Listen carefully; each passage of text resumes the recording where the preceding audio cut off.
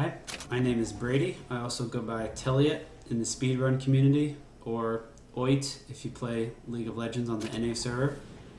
This is a speedrun of Bioshock Infinite. It's the world record run as of today, which is May 2015. I actually set this record about 8 or 9 months ago, and I did not have a microphone set up at the time, so that's why I'm doing post-commentary now. To give some history here, I didn't come up with all of the strats in this run by myself. When I first got this game, it was maybe 5 or 6 months after the game had been released.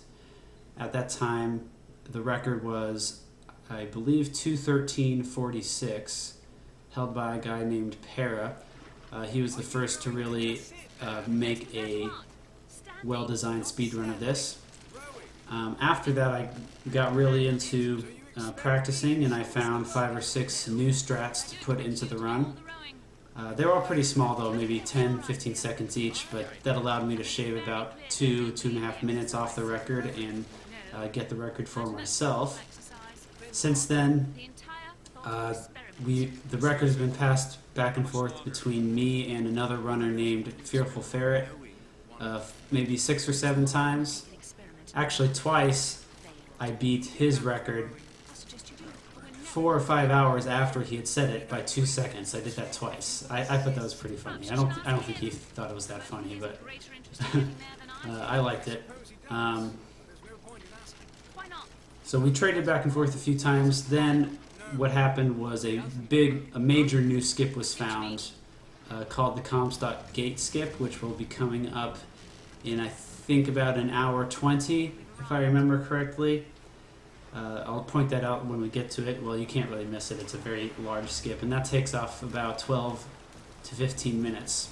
So that basically blew our old runs out of the water. It was a scramble to get the new record, and when the dust settled, this is the best one we've come up with.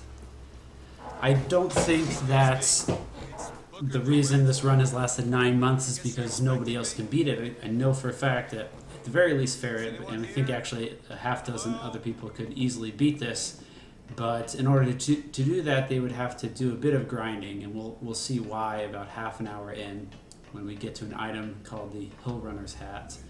I'll talk about that when we get to it, though. Okay. A few things to point out. First of all, you notice at the beginning I started on easy mode. We play the any percent speed run on easy mode because the enemies have less health, and that is good because then we can clear the fighting stages more quickly. If you want to see a 1999 mode speed run, which is the highest difficulty, it goes easy, normal, hard, then 1999 is like the 4th nightmare difficulty. I do have a speed run of that also. It's 2:29:30, so only about half an hour slower. But it's pretty outdated. I think you could take 15 minutes off of it easily because it does not include the comms.gate skip, which I talked about coming up in about an hour 20. But if you want to see that run, I also have that on my Twitch channel.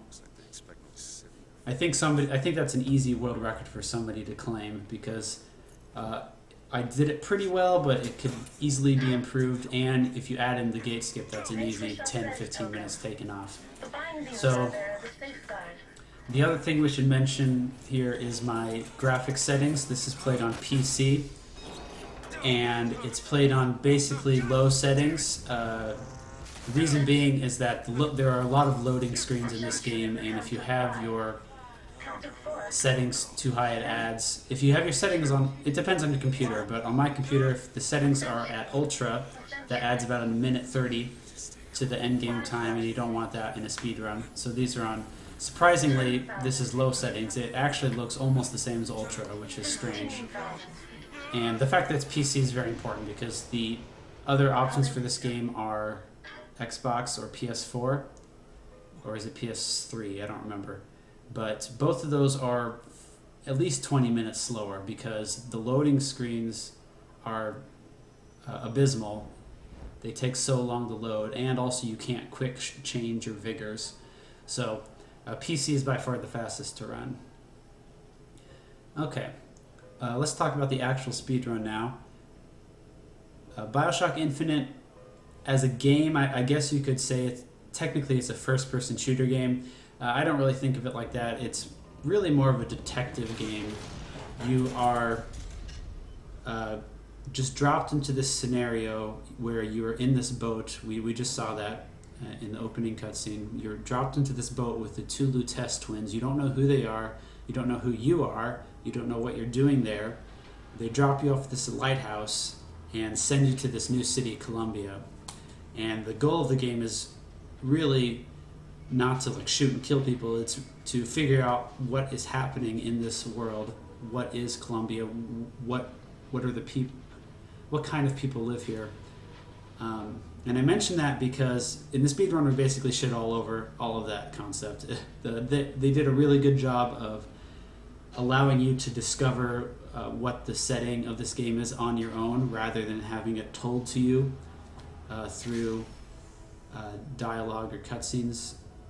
Well, through dialogue, but with natural dialogue that comes up with the people that you meet. And in a speedrun, as it turns out, this game is actually very linear. You enter a map, you have some goal you need to achieve, which is either to reach the end and hit a button or enter an elevator or something, or possibly kill a wave of enemies before you do that. And once you do that, you go to the next map, and it pretty much goes in a sequence. There are only, like, I think 3 places in the game where you ever backtrack and go back to some place you've been before. So there's no, like, overworld screen, there's no Peach's Castle, there's no Hyrule Field. So as far as routing goes, it's basically just a straight line to the end. And the goal is to complete each segment as quickly as possible. So in the start here, for the first 30 minutes or so of the game, we basically just run as quickly as possible to the end of the map. Those are our 3 options basically. Run as quickly as possible to the end, or kill the enemies to accomplish the objective, or do a glitch. So we have one really big glitch coming up pretty soon, but other than that, in the first 30 minutes, it's mostly just running to the end.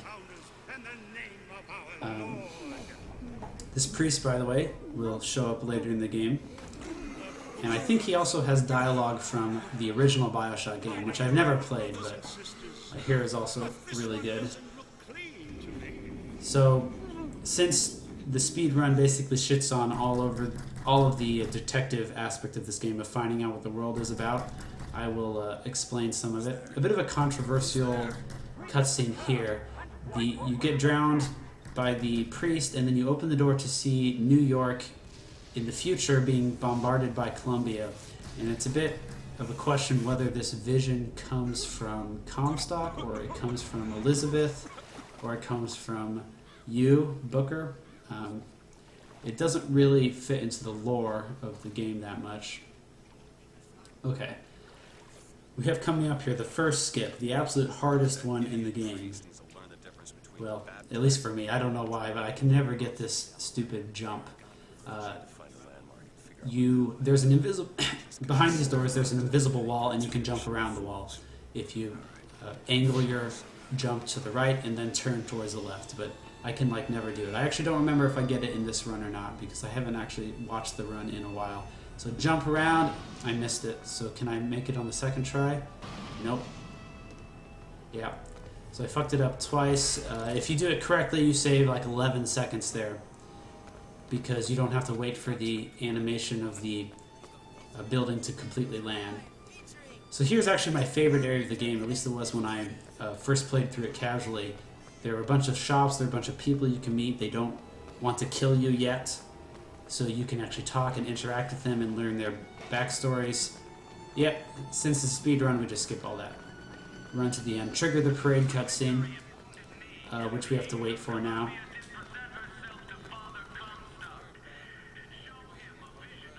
There's Comstock, the first sighting. No, I guess not the first sighting. We saw him already in the cutscene when we first arrived, but major antagonist of this game.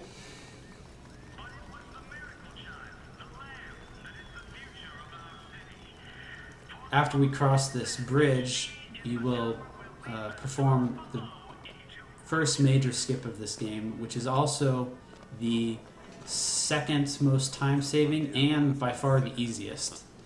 I think when I first saw a video of this glitch, I went out and tried it, and I got it in like 20 seconds. It's one of the easiest out-of-bounds glitches I've ever seen. That's where they said I'd find her. In the normal story here, we are going to the lottery, which is, we don't know what the lottery is yet, but we know it's at the fair, so we're heading over towards the fair.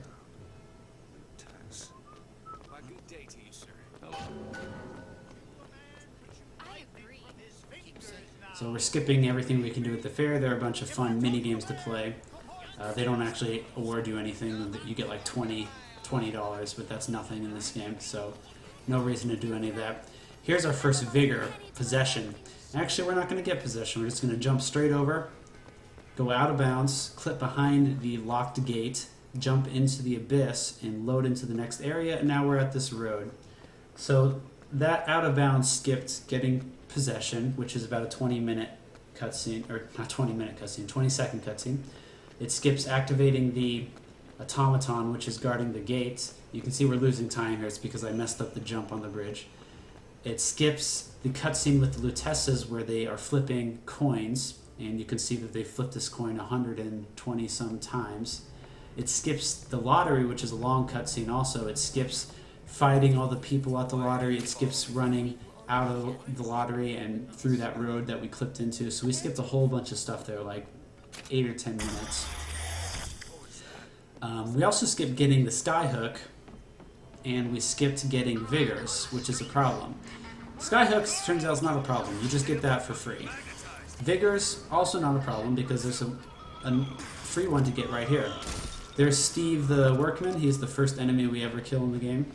R.I.P. Steve. We also just picked up a gun, and we're heading over to get our first vigor.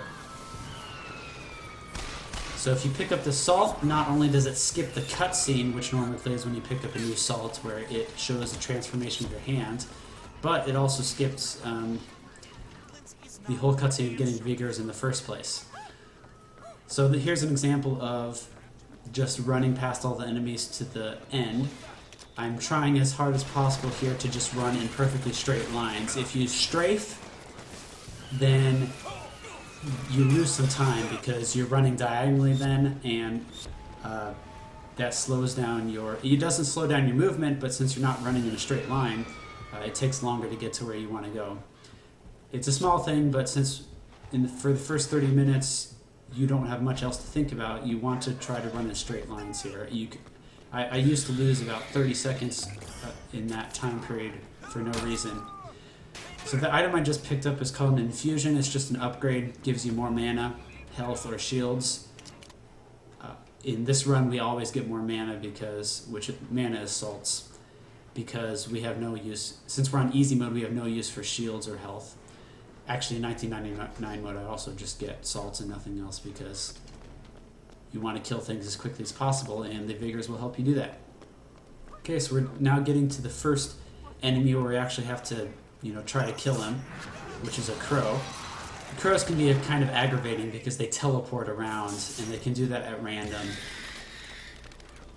which makes them unpredictable. So what I'm going to do here is place a trap on the ground, try to get the crow to spawn on the trap. It looks like he did not, but I threw a second fire bomb to explode onto the crow and also detonate the first trap, which killed him very quickly. I think I should have also looted the crow. I don't think I remember to do that, but it gives you about $150, $200 if you do that. Cost a second or so, though. So here I saved 5 seconds. It's pretty good because with my old splits, which you see on the screen here, I had some bad luck with the crow, and he was teleporting around, which lost me 5 seconds. But that time, I had a good crow fight. So again, here, running past all the enemies, and we're entering the skyline section. On the skylines, you want to make sure you accelerate your speed as quickly as possible. You can also do a couple jumps here, which save about a second each. There's an infusion in that room down there, which I pick up in 1999 mode. It takes about 6 seconds, but it's not worth it for easy mode. You don't really need infusions that badly. Alright, you can actually jump ahead of this cart here if you do it fast enough. Yep, there we go. If you do it at the exact wrong time, then you can get stuck on the cart. This building's kind of funny. If you go to the SDA forums for this game, there's like 3 whole pages of people discussing how to most quickly get through that building. And then somebody wrote, hey, you know you can just jump on the skyline and get past, right? And everybody's like, oh, well, why don't we just do that then? So that's the strat. You just jump on the skyline and get past there. Alright, we have a nice little dialogue with the Prophet here. Unfortunately, this game, I think it's a pretty good speedrun game because there's not very much RNG. Well, there's one very, very big piece of RNG which will be coming up. But it's only really necessary if you're going for a world record. Other than that, there's only a few, issues with crows or Elizabeth that can cost you maybe 10 seconds of RNG, but nothing too major. It's also fun because it has a good mix of skips and fights and just general routing. It does have a lot of cutscenes though, which is kind of unfortunate.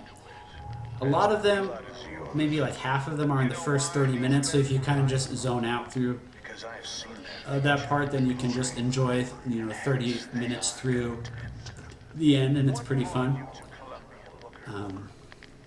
This is an example of one of such those cutscenes.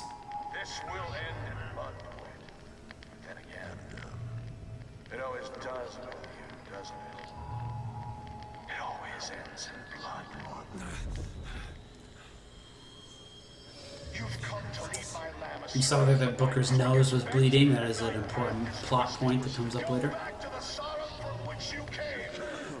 So what we're trying to do here is get to Monument Island. The only reason is because... I placed that fire trap just to kill the enemy early.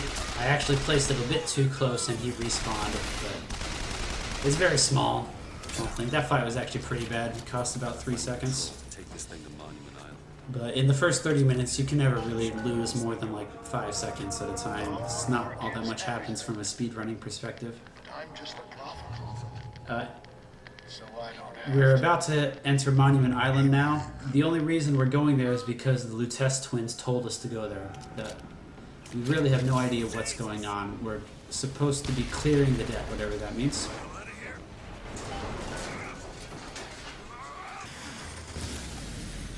Another quick skyline jump here saves like half a second. You see when I land, I shake my mouse back and forth a lot. That's to try to stop the skyline from disrupting your camera movement. It does that for some reason, some of the time. Example of loading screen there. Go slower if you're on ultra settings. Why they got her locked up in this place?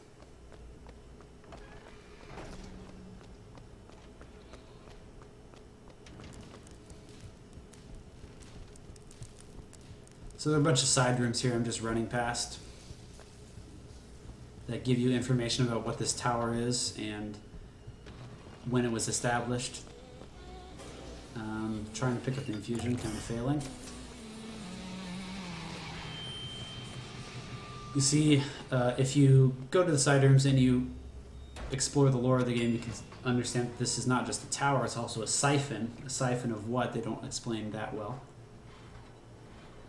But we will find out pretty soon here.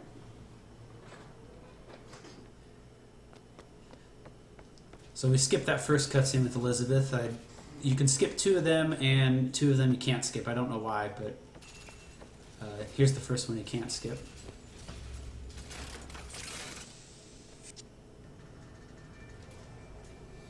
That's her.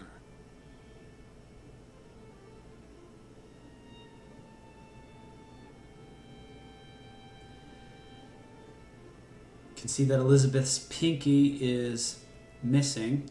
In its place is a thimble. A plot point to that I did not notice for the entirety of the first time I played through this game.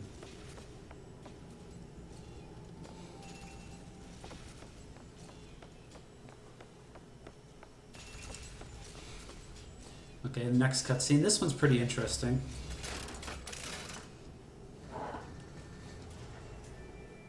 It tells us, first of all, that Elizabeth wants to go to Paris.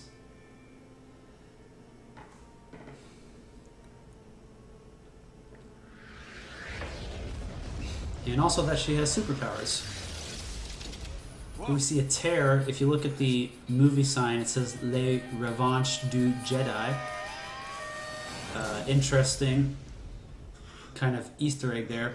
Les Revanches du Jedi is French. I don't know French, but apparently it's French for Revenge of the Jedi, which is not Return of the Jedi, because when they were originally writing the third Star Wars movie, they wanted to call it Revenge of the Jedi. At some point, they changed the title to Return of the Jedi. Apparently that tear was to a universe where the title was never changed.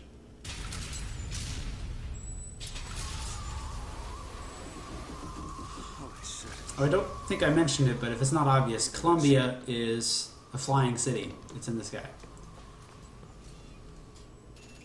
Alright, losing some time here. 7 whole seconds. I don't know why I lost 7 seconds there. That seems kind of extreme. Some of it was from the messing up the infusion, I guess. I don't know why I took 7 seconds off. Stop it! Will you stop it? I'm not here to hurt you. Who are you? My name is DeWitt. I'm a friend. Come to get you out Get of away!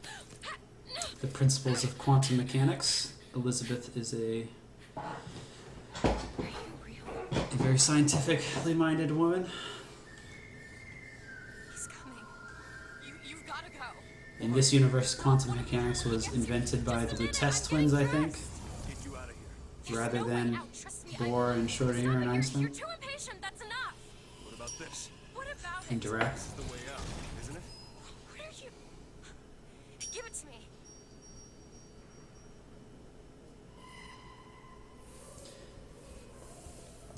If you read all the books, well, you can't read the books, but if you read all the labels on the books in this room, you can see there's a lot of repeats because they just reused the art. Some of them are actually reversed, which shows that they reversed the art and they didn't bother to reverse the letters. Small strategy here, the bird attacks every couple of seconds and makes your movement stutter, so you should try to jump synchronized with the bird attack so that you don't actually lose any momentum. If you get unlucky, you can get a glitch where when you land just as the bird attacks, and it like sets your movement speed to 1% of normal. It's a ridiculous thing in a speedrun. I don't know. It's very rare. I've had it like 3 times ever. Luckily, it did not happen here. Call the elevator!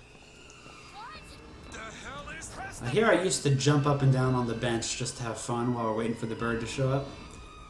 But then I had one run where I got stuck in the bench somehow. I don't know. I don't understand how. There's nothing blocking you, but I couldn't move, so I don't do that anymore. Why did they put me in here? If you look behind, you can behind where I'm facing here, you can see the code breaker room. I don't know why I didn't look at this run. Instead, I just waited for the bird to appear. Hello, Mr. Birdie. Let us through, please. Thank you. The elevator is actually stronger than a gigantic metal robotic bird. These stairs are Keep moving. quite a challenge. Especially that, wow, very good, very good. Elizabeth beat me up here somehow, I don't know. She's magical. Which way?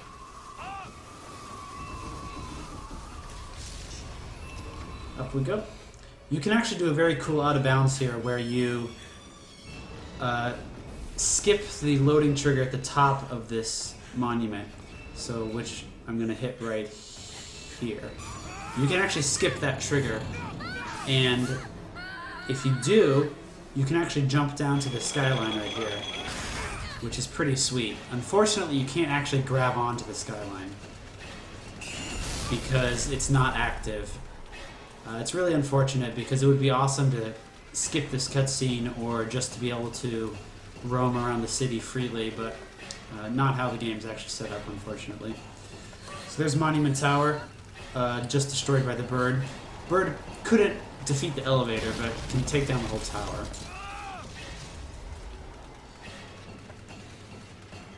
I think this is the longest cutscene in the game, including the next part. It's basically 2 cutscenes back to back.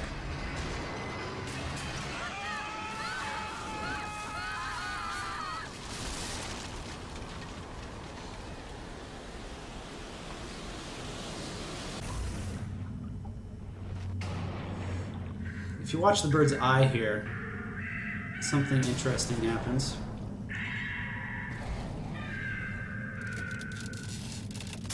The eye cracks, and that leads to a fan theory about the bird, which I'll try to remember to talk about later. Just remember that the bird's eye cracked there. This room is Booker's apartment. It's where you go when you die. And now we're heading to Battleship Bay.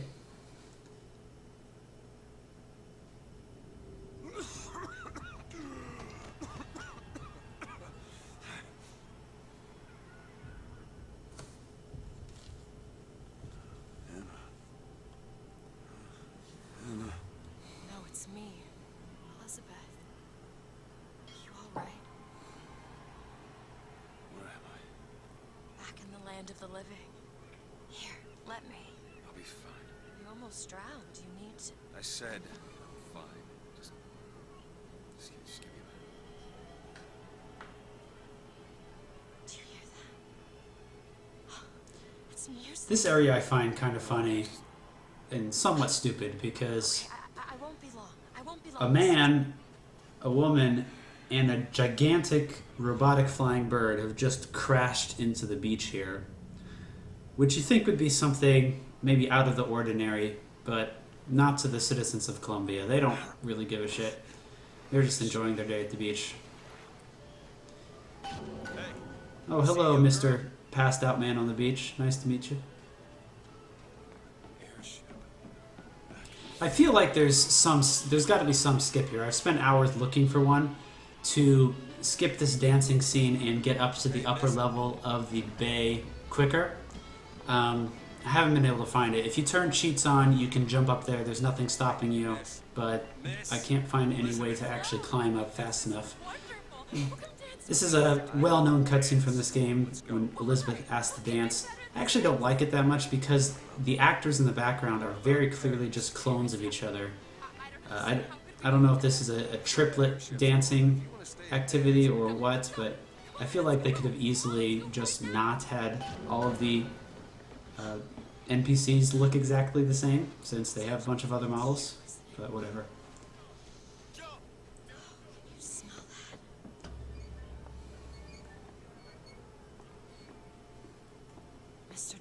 As I go through this game, I'm going to be trying to collect random pieces of silver dollars from all of the baskets and barrels and whatever. Here I'm attempting to do a short skip. If you can actually jump on top of that and skip this cutscene here, it takes off about 10 seconds, but it's super hard to get, depending on your frame rate. Most of the glitches in this... So I mentioned before that... always choose Cades, by the way, no other thing to choose. I mentioned before that the Xbox and PS3 games are actually about 20 minutes slower because of all the loading they have to do. Luckily, the skips are actually all possible to do. Which is nice because some of the cheats, or not the cheats, some of the glitches in this game require a particular frame rate to pull off, and luckily you can still do them on the console versions of this game, except for possibly one glitch which we don't use anymore. Here we do a jump to skip that animation, and now we begin the grind. The grind is for an item called Hill Runner's Hat. So Hill Runner's Hat is an item which allows you to speed up your running whenever your shield breaks. And that is an extremely useful item just for running fast in general, but there's also a big skip we can do with it. So the Hill Runner's hat is about 1 in 50 or so every time you open an item. Luckily, if you restart and look at the item again, it's a new random thing. So here, where there's 2 items right next to each other, is a very good spot to farm the item. And there we got it. It's amazing. I don't think I've ever, other than this run, I don't think I've ever gotten the Hill Runner's hat in less than 25 tries. And there I got it in, I think, 6, if I was counting. I did a trick there called the coin trick, where if you go up here and you turn around correctly and then you activate the coin cutscene, which I had skipped earlier, it teleports Elizabeth into the next cutscene with that woman named, I forget what her name was.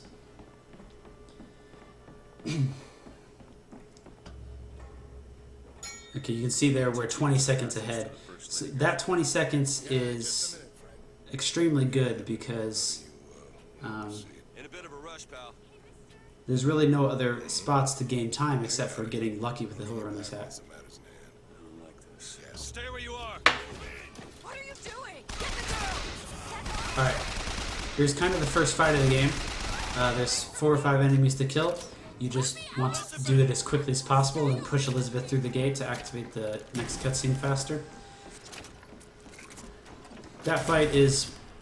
So none of the fights in this game are really a threat because we're playing on easy mode, but it's still difficult for a speedrun to try to complete them as quickly as possible. So what I did there was I headshot one guy like 3 times. Here you see Hill Runner's hat activating. That's what all the lines on the screen are. It makes you run faster whenever your shield breaks. So in that fight I just shot one guy 3 or 4 times with the machine gun. Then I threw a fire at another guy, and then I finished off the last 2, which triggers the cutscene to open the gates as quickly as possible. What did you think was going to happen? Okay, so now we're heading to Soldier's Field. We finished the first 30 minutes of the game, which means we can actually start, Locked up in that tower. you know, applying speedrun tactics. It's not just, you know, running straight to the end. The game is actually much more interesting after this point, especially now that we have the Hill Runner's hat. So when I first started this, everybody knew the Hill Runner's hat was good and that it would speed up through speedrun, but it was so rare and so hard to get that nobody actually bothered to worry about getting it. They would just, you know, if you got the Hill Runner's hat, that's good, but otherwise just forget about it. It saves maybe 5 or 6 minutes over the course of the run. So if you're going for a world record, it is now required. Unless you find some new major skip, which would be awesome. But if you're using the current skips, then the Hill Runner's hat is required to do a world record run, but it is not required to get under 2 hours. I think you can just slide under 2 hours without the Hill Runner's hat, although I don't think it's ever been done. Okay, so here, I actually get this infusion. I don't think any other runner gets the infusion here because it takes about 3 seconds. But I think it's worth, the 3 seconds is worth it. The major reason it's worth it is actually to give you more ammo. So here's the infusion. And it might not make sense why getting salts will give you more ammo, but in the later fights, Elizabeth will throw you resources. She'll throw you either ammo, health, or salts, depending on what you require the most. So if you get more infusions, which gives you more salt, that will make it less likely for her to throw you salt, and more likely for her to throw you ammo, which is what you really need. Because in the later fights, we're basically just spamming all of our shots as quickly as possible to try to kill everybody.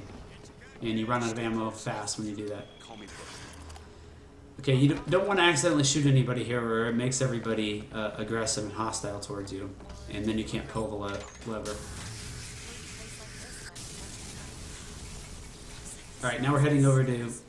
I should explain the plot there. So we are trying to go towards the Lady Airship so that we can commandeer it and escape from Columbia. But the tram to get up to there was not working. It was shooting off sparks and everything. So we have to run over to the Hall of Heroes now to get the shock jockey Vigor to help us fix the tram. So we're going to be returning to Soldier Field in about 15 minutes, or maybe less, I don't remember, because we're going to be doing a skip there that we don't normally do. I think that's the only spot in the game where you return to a spot you've been before, where we don't have a major skip. It's unfortunate. Right? If you turn on cheats again and you just fly across, you can skip it, but there's no way that we can think of to fly that far normally. Another possible skip would be to somehow acquire Shock Jockey without having to go to the Hall of Heroes, but we have no idea if that's possible. Nobody's ever figured it out. Sometimes I see something amazing, and I pull it through. There's also another skip that can sometimes happen in these cutscenes. I've had it happen like 4 times in a good number, several dozen runs, where you can get dialogue to play simultaneously. So it'll play like Booker's lines and Elizabeth's lines at the same time, which means that they end faster, and the cutscene completes sooner. But we don't know how to trigger that.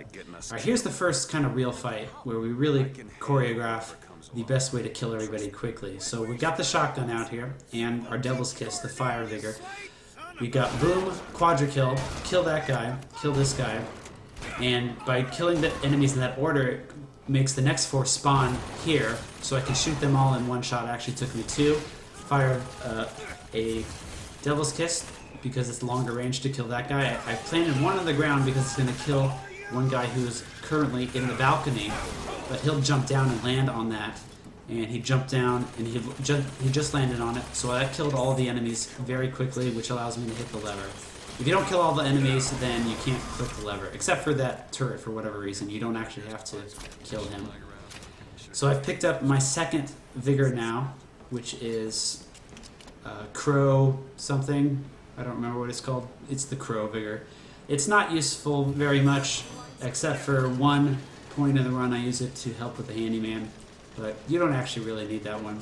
The Devil's Kiss is quite useful because you can plant traps on the ground in this game and kill enemies that will, in preparation for enemies that will come by and lock on them. So you can see here now I've just picked up a rocket launcher, which is the first explosive weapon we come across.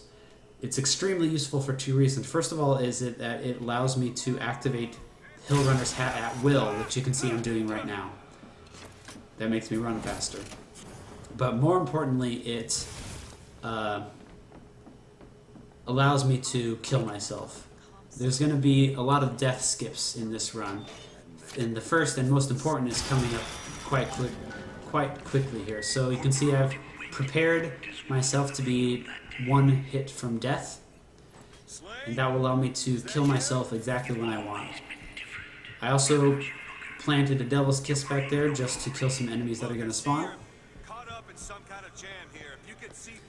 And I'm just looting and refilling all my salts and ammo while I wait for this cutscene to finish. The person on the intercom here is Slate.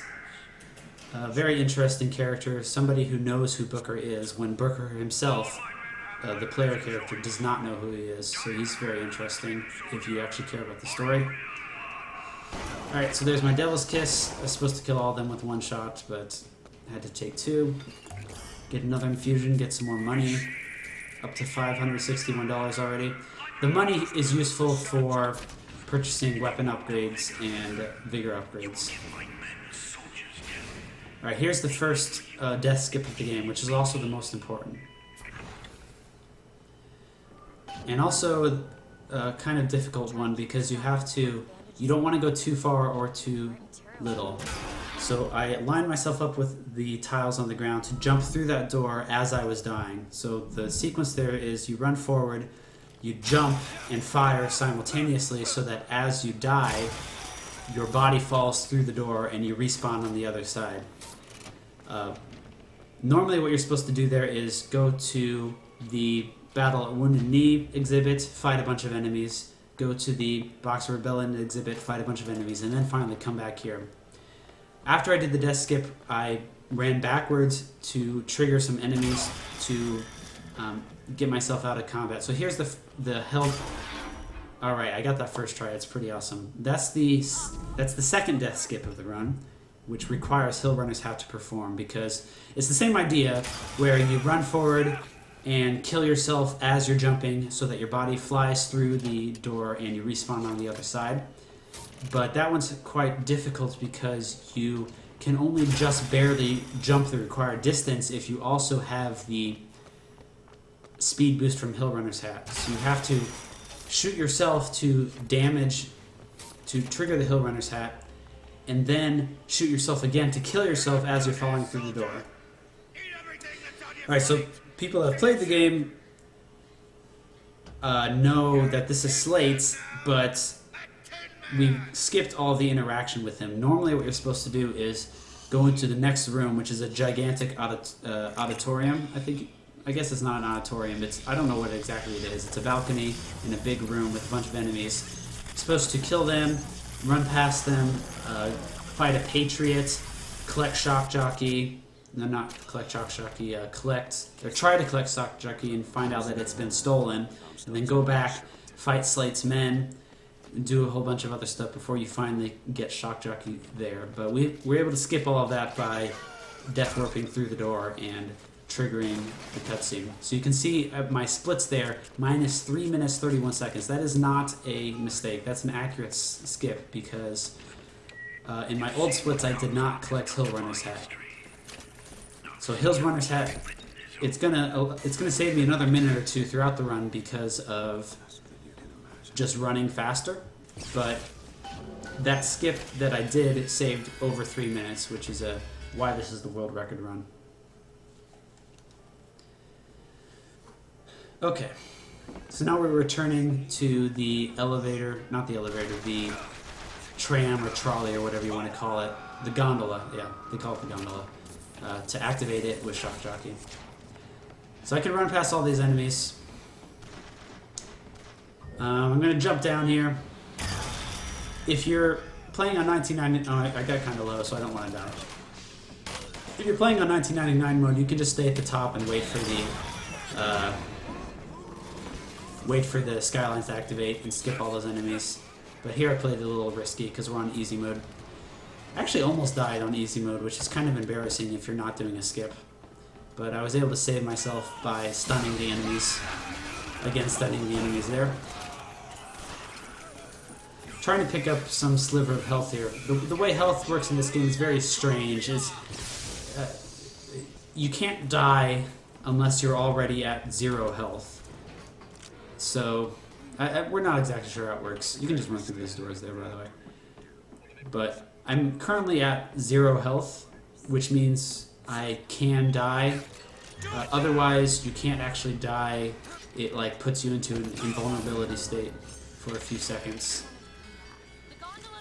Alright, so I've activated the gondola. It takes 3 minutes to arrive, so just kind of dick around and kill some enemies while I wait for it. I'm just going in here to get some money. And I think there's a gear in here. The most important gear I already have, which is Hill Runner's Hat, but there are a couple others that are somewhat useful. Let's see what we got. Throttle controls. So that was actually a good gear. It allows you to go faster on skylines, which is good, but unfortunately it was a hat, and you can only wear one hat at a time. And Hill Runner's Hat is the one you want, so had to leave that gear behind. There are also a couple others that increase your damage with vigors, I think, and do other stuff. Hill Runner's Hat is the only one that really saves substantial times. The others maybe save you 10 seconds, 15 seconds. Alright, we're just killing all the enemies here. It takes 3 or 4 minutes for the gondola to arrive. You just have to wait for it. As long as you've killed all the enemies before it arrives, then there's nothing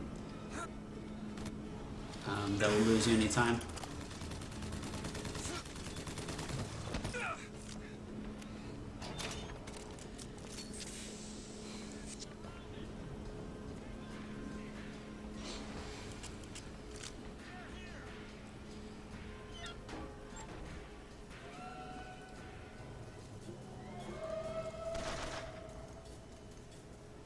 Let's wait for the enemies to come to us.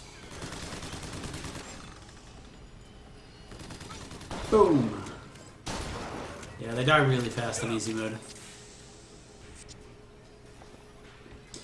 I should talk about weapons a bit. So, we have a shotgun right now for a combat weapon, and we also have a rocket launcher, which is our strategic weapon, allowing us to kill ourselves. Actually, I wanted to mention the rocket launcher we picked up was just off to the side before you enter the Hall of Heroes. I actually figured out that one was there. Previously, the speedrunners would they would always run off to some side room in the Hall of Heroes to get some rocket launcher that's farther away. And I figured out that, hey, there's just one much closer you can pick up. The shotgun is pretty nice in terms of damage, but it doesn't actually fire very far, as shotguns normally don't. So we're going to be wanting to replace this with I forget what it's called, actually. Volley gun? Yeah, I think it's called a volley gun. So there's finally the gondola's arriving. There's a Patriot on it. We're just going to kill him. You can actually jump on this gondola early if you time your jump correctly. Let's see if I do it. I'm just looking around to make sure there's no enemies. You can get trolled by enemies pretty easily in this game if they just hide in a corner and don't come to you. Then you'll be stuck in combat and you can't activate the next object. Alright, so here I'm trying to jump onto it early, and I got it. So I asked Elizabeth to open it. Unfortunately, she didn't follow me. Usually when you jump over early, she follows you, but she didn't actually do it this time, so even though I got the early jump, it didn't save me any time. It kind of sucks. Yeah, that took forever. Elizabeth can be quite a frustration in this game. For little reasons like that, but also for the factory skip, which I'll talk about at about 1 hour in. Coming up pretty soon, actually. Another death skip here. The way this one works is we're not going to jump through a doorway. We just kill ourselves about 3/4 of the way up the gondola ride, and that allows us to respawn on the other side without having to finish the whole thing. So it skips the last third or quarter or so of the gondola ride. It's an extremely risky death warp, actually, because if you kill yourself too early, you respawn on the other side, back in Soldier's Field, and you have to wait like another 10 minutes for the gondola to come back. So that's about the worst possible mistake you can make in the run. So you just wait a few seconds after the dialogue ends and kill yourself, and you'll respawn on the other side. When you respawn, it also refills your health, ammo, and vigors back to like a base state, which can sometimes be useful for giving yourself more ammo. So, looks like they call you the false shepherd. Let's not call each other that. So I'm going to use Hill Runner's Hat here by shooting myself. Allows me to speed across the bridge there. I don't use Hill Runner's Hat constantly with the rocket launcher because I have limited ammo and I have limited health.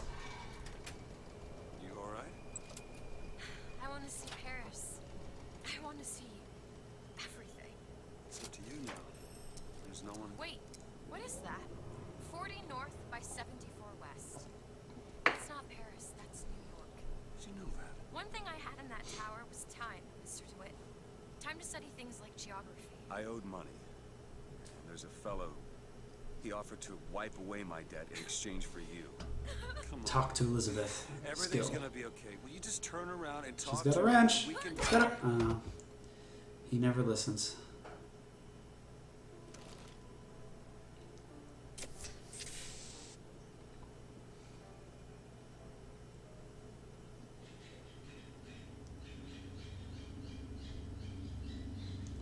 Heading to the docks now.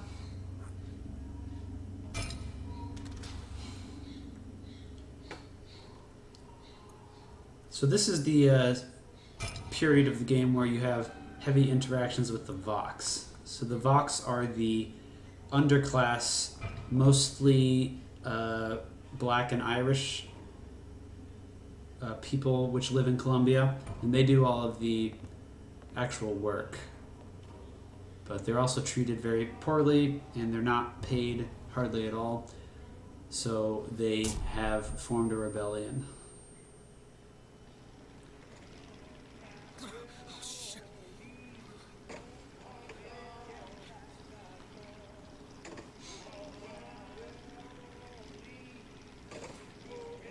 There we can see Handyman, most annoying enemy in this game. Luckily we only have to fight one. We can skip all the others.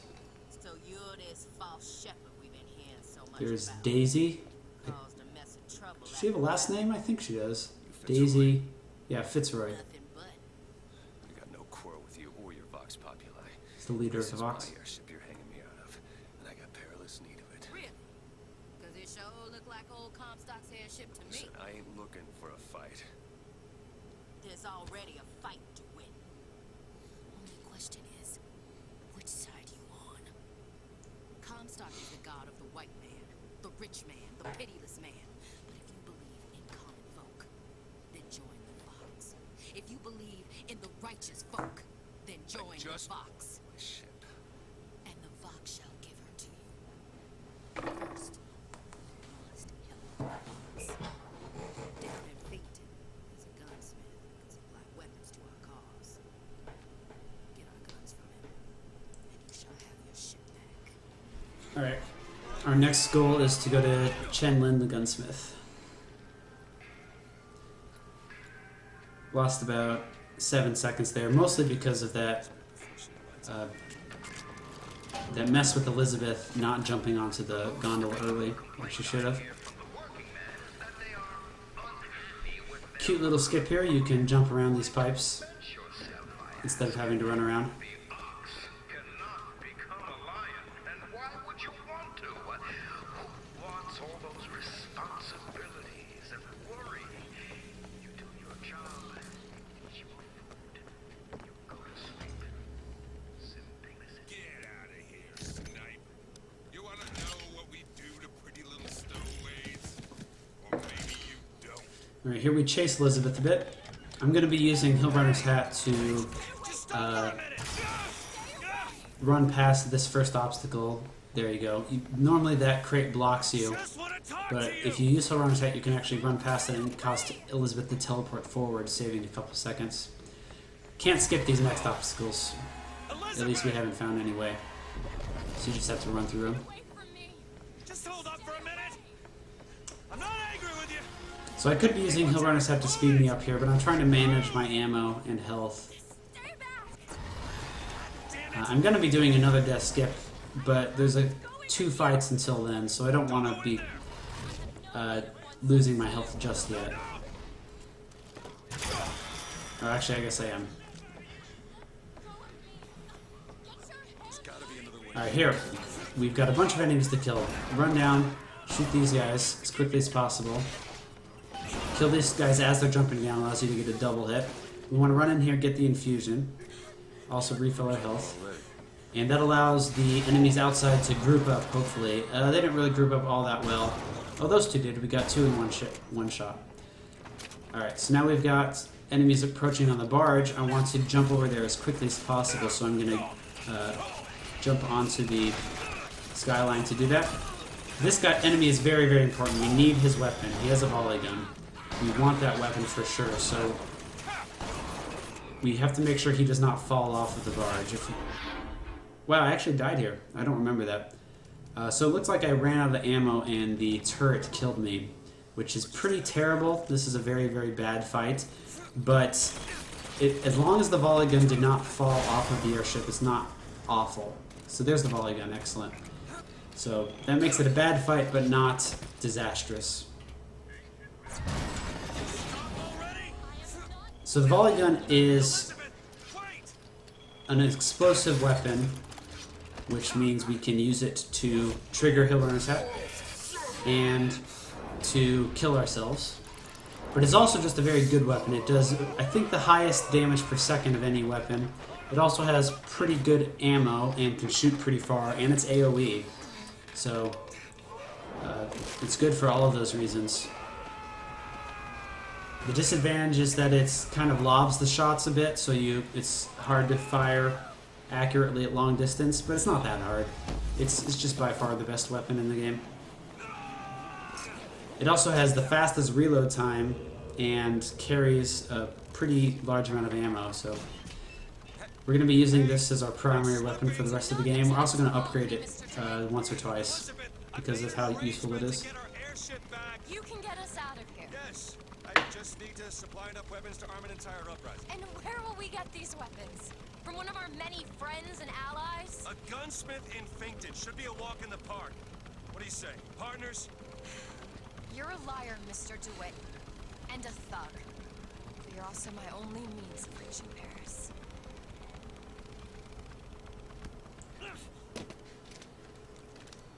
So this next fight that's coming up is primarily routed by me. I think I came up with the best strat. This one and the first fight in not in the Hall of Heroes, but before the Hall of Heroes were two that I made the strategies for, which are pretty good. Oh, you see there we saved 2 minutes 50 seconds. No, that's a missplit. I didn't actually save that much. So the strat here is to damage yourself while also killing those two policemen before you ask Elizabeth to open the door. Because you have to wait for her to finish talking anyway. And that allows you to kill those policemen and also set up that fire trap at the top of the stairs, which will kill, hopefully, a group of 4 policemen that spawn and run down. So there's 4 policemen that are already here, which you have to kind of hunt down. I just killed 2. There's the 3rd. There's the 4th. And if I'm lucky, my fire trap will have killed all of the policemen that spawned. It looks like I was not lucky. So 2 of them survived at low health, and I had to finish them off with a volley gun. Right, we're doing another death skip here, which only skips dialogue. So Elizabeth finds her mother's diary. If you wait for her to start talking and then kill yourself, you can skip all of her bitching about her mom and what's in her diary. Alright, so I'm using Hill Runner's Hat here. Strategy for Hill Runner's Hat, it only works if you break your shield. So you have to time it so that... unfortunately, that I didn't do that very well. You have to time it so that your shield comes up before you fire the next shot in order to activate Hill Runner's Hat again. The reason I didn't time that very well is because I wanted to actually be 1 hit from death by the time I reach this elevator, because I'm going to do another death skip at the bottom.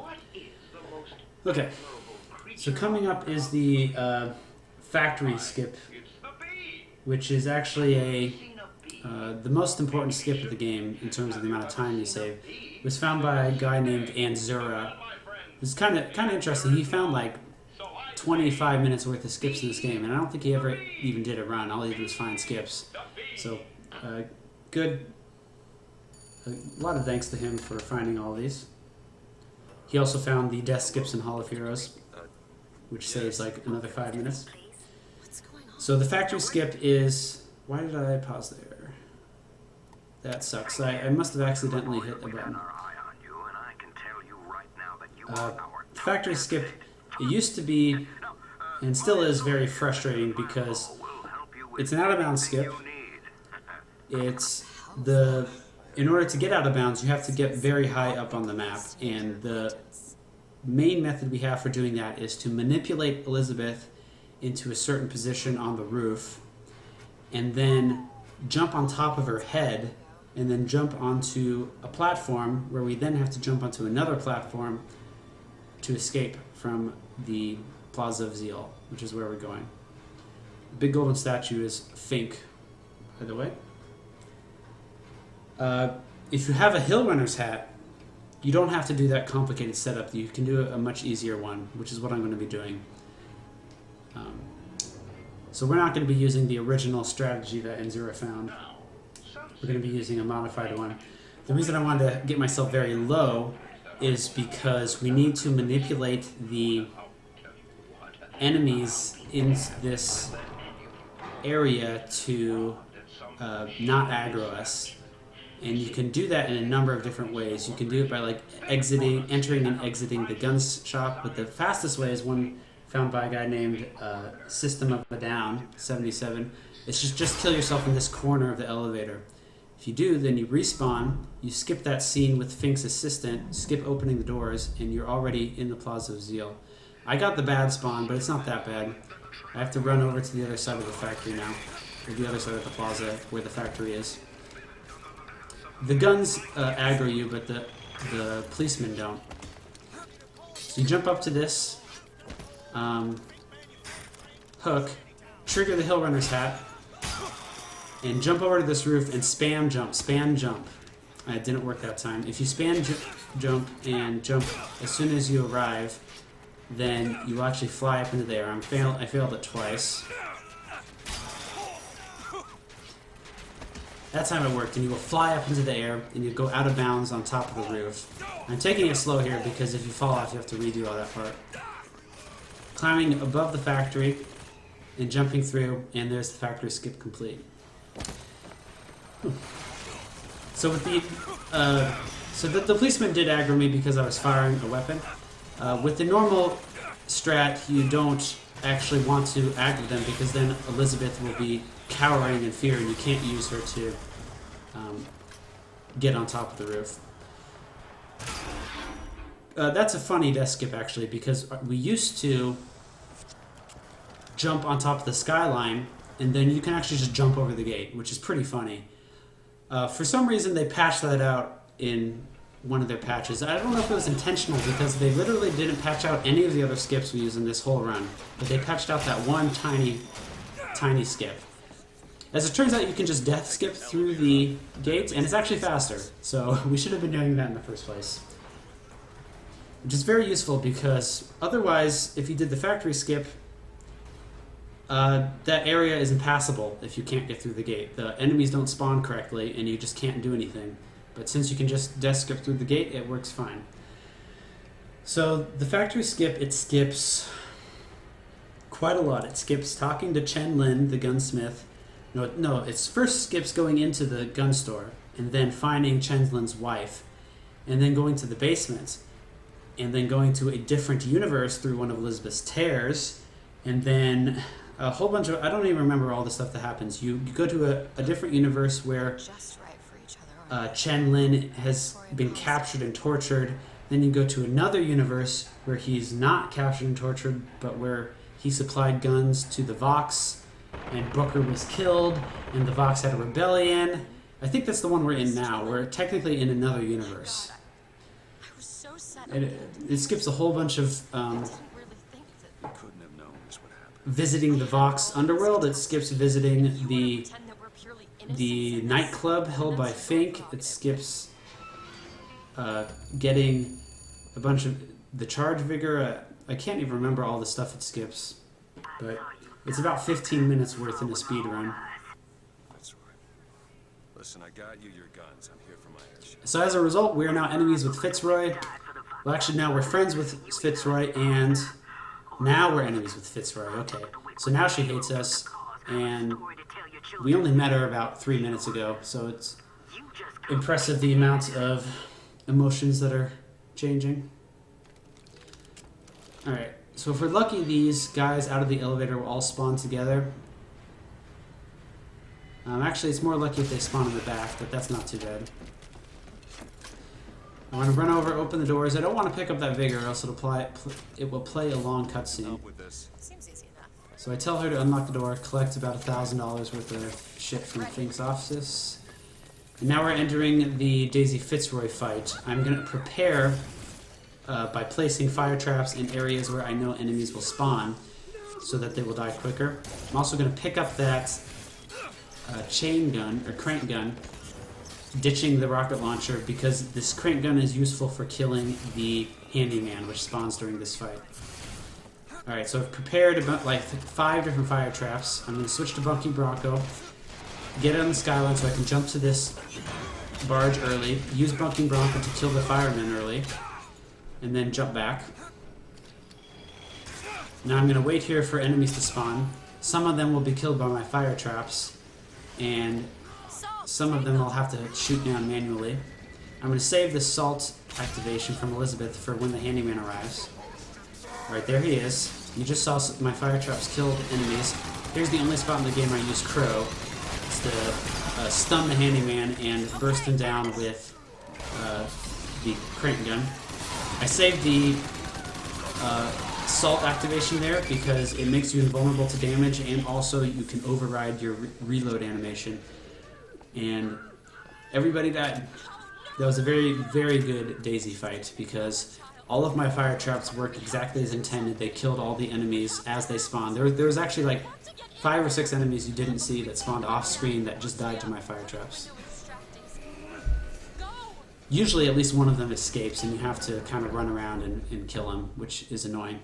But this time the fight went exactly as planned, which means we should be seeing a good 15-20 seconds saved on this split. Cut them down and they just grow back. If you want to get rid of the weed, you gotta pull it up from the root. It's the only way to be. No monologuing. Oh, crap. I did not mean to pick up that item. I just accidentally clicked on it on the ground and it automatically equipped it, which is really bad because it turned out to be a hat, which overrode my Hill Runner's hat. So I had to go into the menu there and redo it, reset the Hill Runner's hat. Should still be saving time here because the fight went so well, but that kind of sucks. Yeah, it's little things like this that are why I think that somebody could definitely beat my record. It's already, I'd say, at least a minute of mistakes so far. But the Hill Runner's hat was extremely quick. Got it in like 6 tries, which basically overrides everything else. And it's been going very well. See, look at that, 32 second save. That's really, really extremely good for one split. One split where some major skip didn't happen. That was just good play to save that. This is all they had. Listen, How do you do it? Elizabeth changed into her mother's clothes. Forget. How do you wash away the things that you've done? you don't. Just learn. So the moment of truth between us. New York or Paris? Whee! No, no, no, no, no! Shit. Come on, we gotta find a way to make this thing go faster. There's gotta be some sort of throttle or accelerator. Do you know what that looks like? So I mentioned before that the fact that the bird's eye cracked is kind of interesting. And the reason is because if you catch it in this cutscene, I don't know if you can see it in this cutscene that well, but the bird's eye is still cracked. We will be able to get a much clearer view of it later. And the reason that's interesting is because we're actually in a different universe now. We skipped all that because of the factory skip, but in theory we're in a different universe. But the bird's eye is still cracked in exactly the same way, so that means it's debatable what that means. It could mean that in this universe, the bird also cracked his eye in the same way, which could be accurate, except in this universe, Booker didn't follow the same path. In this universe, Booker joined the Vox. So the fact that the bird's eye was cracked may not have come from diving into Battleship Bay. The other alternative hypothesis is that the bird has the ability, same as Elizabeth, to open tears to other universes, So Comstock uses these. to follow us. Are there others we can use? Something to keep the bird off our back? Perhaps you should ask the And I think that is an interesting idea because Of course. it shows that the ability to open tears is not just restricted to Elizabeth. In fact, we know for certain it's not. I'll explain that later in another cutscene. Oh, very important skip that just happened right there. You didn't really notice, but by jumping on top of the rail of that bridge, you can skip a loading trigger for about 20 enemies, which would normally be right here. And I managed to skip all of them. So I'm doing a dialogue skip here. If you run back to trigger the When I was younger, I used previous... to be excited when I heard. I guess I screwed it up. Yeah. If you do Hill Runner's Hat in that area, you'll run too quickly, and you'll actually not successfully skip the door unlocking. So I had to do that a second time.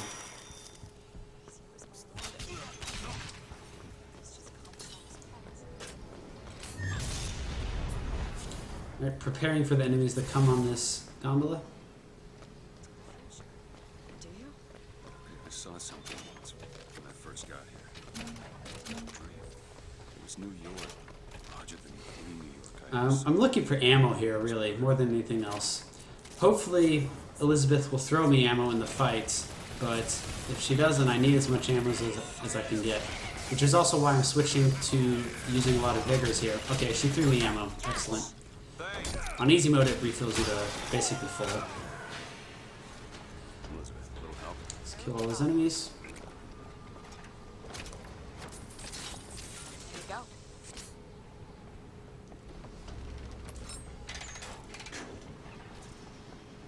Daisy Fitzroy has promised to return your airship. They I don't think Daisy Fitzroy will be returning anything to me. technology that allows the city to float. Giant balloons. Quantum particles, suspended in space-time at a fixed height. So, not giant balloons? But the thing is, my book said they disappeared several years ago. I told you they'd come. No, you didn't. Right. I was going to tell you they'd come. But you did. So I know for a fact that Elizabeth is not the only one that can open tears, They're not exactly what they because that lady there, Rosalind Lutece, also knows how to open them. I don't think the syntax has been invented yet. It would have had to have been. And I guess we'll be skipping all the explanation of that, so I should What's on? talk about it. Sometimes. Finish each other's sentences. Exactly. Mm, Be honored if we didn't. I'll talk about it later. How do you suppose they manage that? Because here we have a sequence of enemies that we have to skip in a somewhat difficult way. This is a skip I discovered, actually. It's another death skip. Comstock House is up ahead. Quite a lot of death skips in this run. So that's why I'm damaging myself, also for Hill Runner's Hat. First thing we're going to do is we're going to buy Charge. Charge is extremely important. While we're doing it, we might as well get Undertow and the damage upgrade for the Devil's Kiss. But Charge allows us to... I screwed up there. I wanted to use Charge, but I had the wrong one activated. Charge allows us to dash to enemies. So I'm going to damage myself, put me in death range, and I'm going to jump through this gate and kill myself. And here's the trick. You don't want to get stuck in combat. So to avoid getting stuck in combat, you have to hide behind the wall here while you're opening the gate. So that skips like 3 or 4 waves of enemies, which is really nice. So there I use Charge to accelerate my movement and also to kill those 2 snipers, We won't be able to return. which allows me to get through this area quickly. Simple to dial up. Where the snipers are, you can actually pick up a hand cannon, which is also a very good weapon, a combat weapon for this game. I prefer to stick with the rocket launcher to make death skips easier, but a lot of the other runners like to get volley gun plus hand cannon for So, We won't be locked up again. for helping the fights.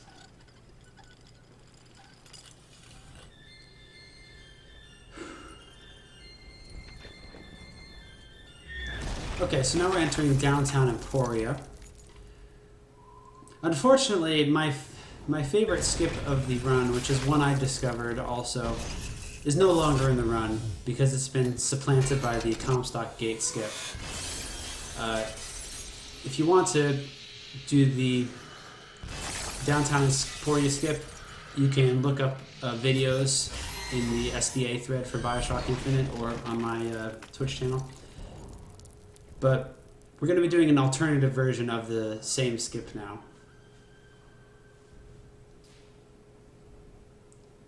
Elizabeth.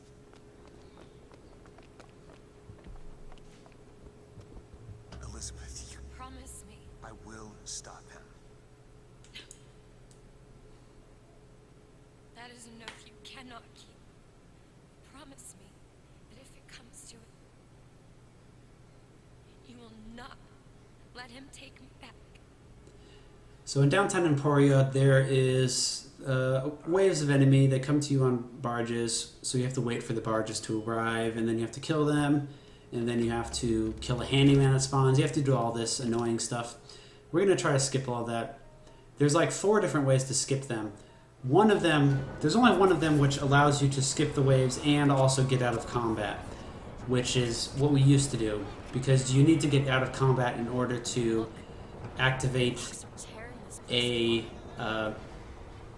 lock, get Elizabeth to unlock a gate. However, with the new Comstock gate skip, we don't have to worry about that lock anymore, which means we can use a faster version of the downturn quarry skip, which I'm going to be doing right here. So my method is to use Undertow to bring an enemy over here, jump and shoot them up with Bucking Bronco, and then get charge out, pick up the salts, jump down, spin around quickly, and charge the enemy. It would have looked a lot cooler if I got the first try.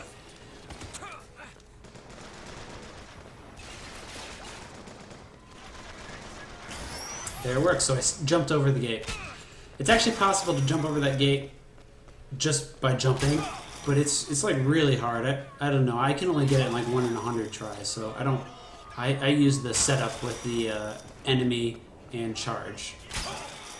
So there's a bunch of enemies around me, I'm just running past them all with Hillrunner's hat, just waiting for the shield to begin charging, and then hitting myself again. I bought some ammo there.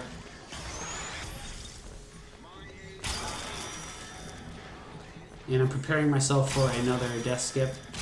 The reason I needed to buy ammo was to provide me with enough to damage myself for this death skip. This is the Comstock gate skip. It's very, very strange. I don't know how it works at all.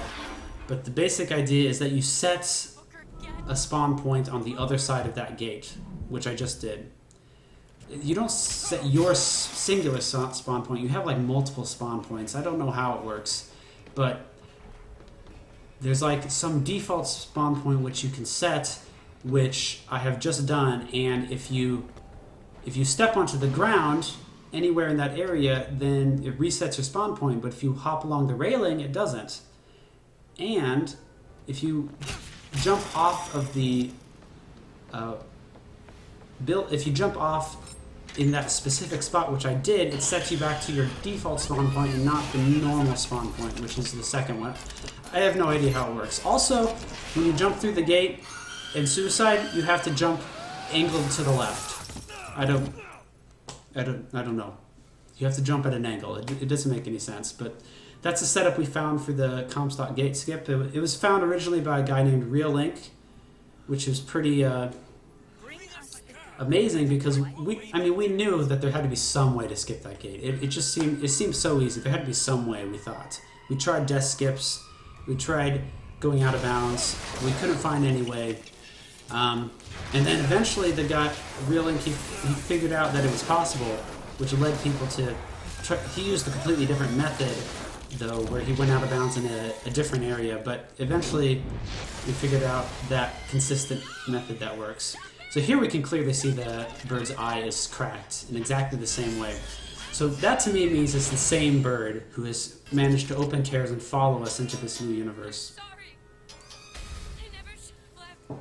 I never should have left. So what does the Comstock gate skip actually skip? Well, it skips running to the gates. Well, you still have to run to the gate, obviously.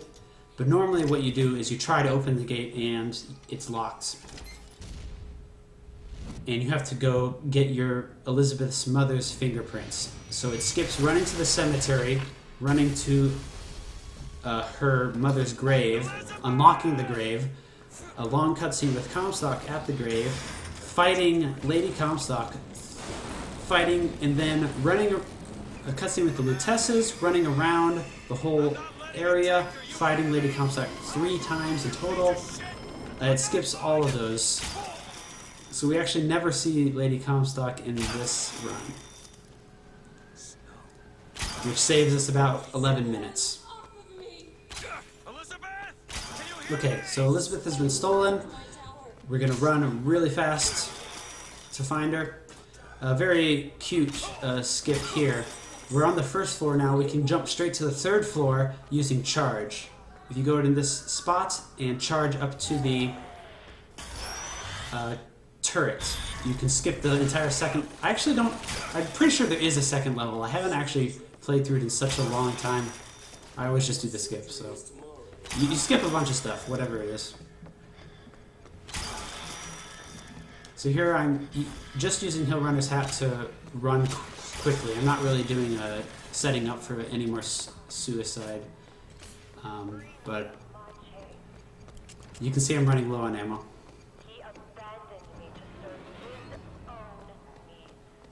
There's the switch.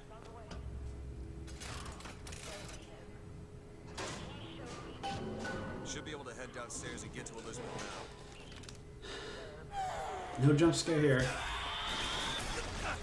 I actually did not even notice that guy in my first playthrough. I don't know. He just missed me. Yeah, it's kind of slow. Ooh, I'm very low health. That game would go down in the fucking history book. Oh man. Just a second. Apparently Cutie Pie has just started streaming. Alright.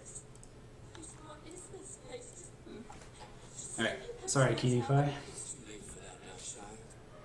Your father gave you a lovely home, and you chose to destroy it. He's not my father. Elizabeth, hold tight! Okay, gonna run here to trigger the cutscene. Run back and get more salts and stuff. Why do you ask what? When the delicious question is when. Lives, lived, will live. Dies, died, will die. As you can see, Booker, the lunatics are running asylum. Ah, I miss. To me anymore. Get her! Get her! Nice. Let's watch. Alright, Devil's Fist now? Into motion Or Shock Jockey. slides into its terminal stage. It took all I had left in me just to bring you here. Elizabeth, You can mess with the cutscenes in this I don't game. understand. It's pretty fun. I heard you screaming. I was I'll coming really to mess with them later, at the very end. Take my hand. Take my hand. Boom. Minus 18 seconds there. I don't know why. I didn't really do that, pulling that split. So here's the vision of New York we saw earlier, the one that I said was kind of controversial. Drown in This one is clearly Elizabeth taking us there while she's pummeled by Bucking Bronco, obviously. Comstock. He was a hell of a fortune teller. If you look on the stock ticker, you can see interesting things. I think you can see Apple. You can see like Fink Industries is pretty funny. Time rots everything. Actually, that might have been in the earlier cutscene. This one they just show a big warning Songbird because they're being killed. always stops you. Yes, but I would find a way. No, Also, it's future Elizabeth because time travel. I brought you here for your sake. Yours and hers. Here. Okay, so we have to rescue Elizabeth from the scientists now that are trying to siphon her. What does it say? It's advice. You don't actually have to kill anybody in this fight. All you have to do is activate 2 switches. So what I'm going to be doing is to use charge to just speed past all the enemies and run straight to the switches. There's still time. Elizabeth! If she gets ornery, just hit her with the Comstock! What are you doing to her? Let her be! Mr. Lewis. What's the expression? Alright.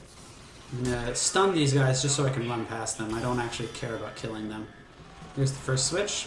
Actually, that turret broke my shield, which is kind of nice. It triggers over in his head. Oh, obviously, that's why I saved 18 seconds on the last split, because I was using a bunch of Hill Runner hats activations.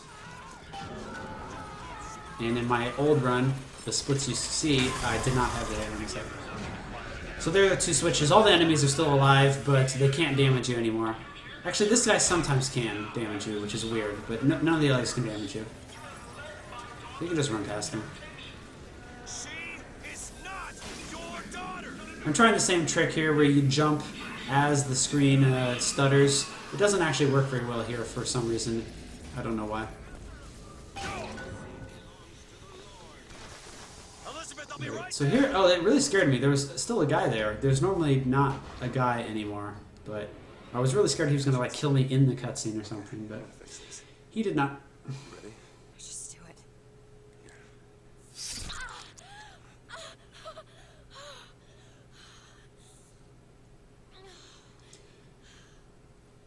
She's out of the Matrix. Tie corset. We have to help Elizabeth first. Now we tie corset. Read it. We got tie corset. New York. Happens. It's me. I'm the one who.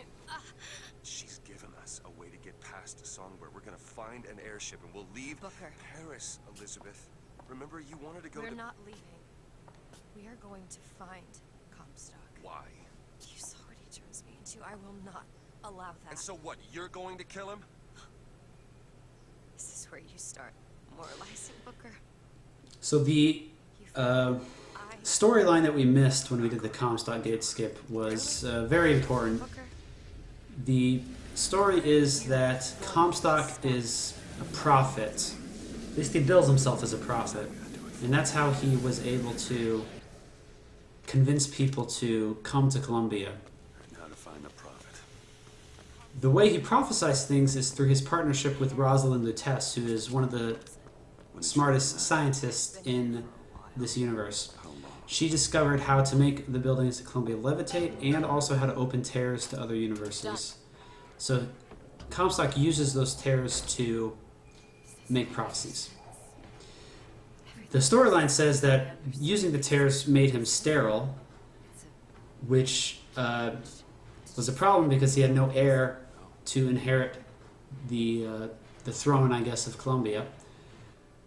He got very angry with his wife, Lady Comstock, and had her murdered in secret, but blamed it on Daisy Fitzroy in the Vox. Now, another death skip here, just to skip some dialogue. So Elizabeth now has found out that... Oh, by the way, she's Comstock's daughter. I don't know if we skipped that out. And she's discovered that Comstock had her mother killed and imprisoned her in the tower for 20 or 18 years or however old she is. And so now she's angry. She wants to get revenge.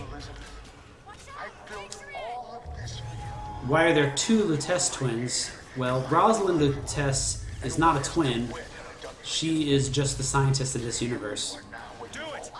The Robert Lutece is the version of her in the other universe, Booker's universe. They have conspired with the help of Comstock to do something. We'll see later. And they've also conspired to bring Booker into this universe to capture Elizabeth.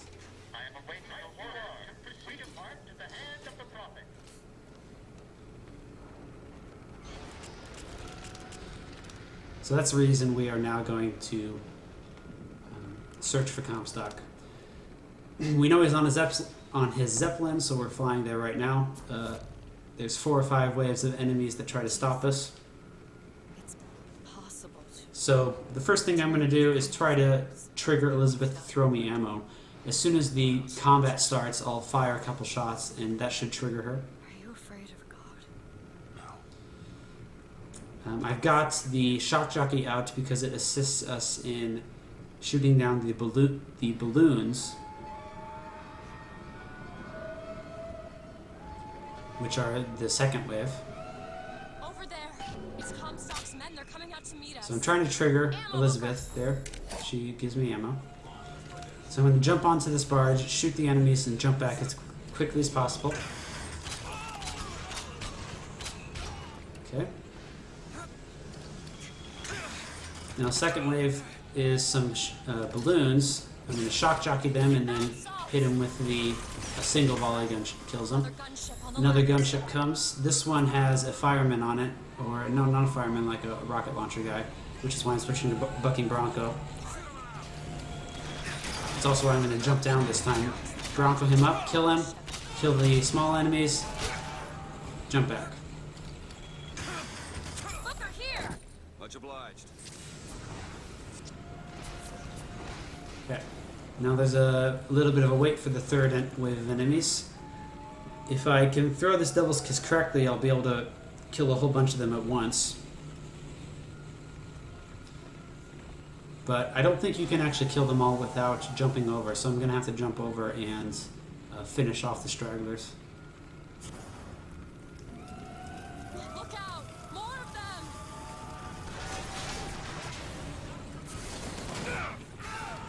Alright, pretty good Devil's Kiss. I still have to kill all the low health guys. Bucking Bronco to finish off the rocket guy. It's a pretty good clear of that barge. Alright, a couple more balloons. Going back to Shock Jockey. Here you can see how the volley gun is kind of unreliable at long range. But it holds a lot of ammo, which is nice. So I saw a guy jump across, which means after I kill these guys, I have to go back to my own ship and kill him. There he is. And that should be everybody. Alright, so that's the that's all the waves. Or we can just fly this thing to Paris. Just drop me off if you want to. This isn't your Okay, so I'm Won't abandon you. entering Comstock Zeppelin now. You wouldn't. We're going to fight our way up 3 waves. The first wave, we're not going to do any fighting. We're just going to run to the end and push the button to activate the second That level. must be where they're deployed from. I wouldn't go near those lines while those pods are in place.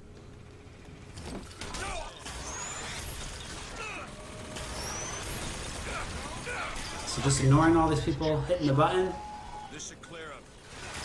and I'm running back to get a good position to jump up to the next level. You kind of want to be at full health here because if Elizabeth tries to throw you something, then she can't. Then you can't hit the next button, which is annoying. So to avoid that situation, just get to full health. See, she threw me health anyway, which is annoying. I don't. Alright. So now I can jump up here, and since I ran to the other side of the Zeppelin, I'm immediately at the button. Unfortunately, here we have to wait for all of the pods to drop. It takes about a minute and a half. I don't know. I'm convinced that there's a way to skip this minute and a half waiting somehow, but we haven't been able to figure out a way. We can almost jump high enough to skip it, but we can't. So I've tried a bunch of things by like hitting enemies up into the air and using charge to run into them. I haven't been able to get it to work, so if somebody wants to find a way to skip this, it would be appreciated.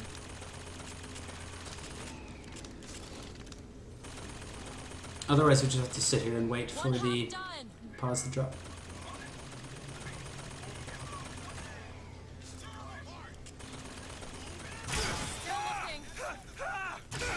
So here I'm preparing myself for the last death skip of the run.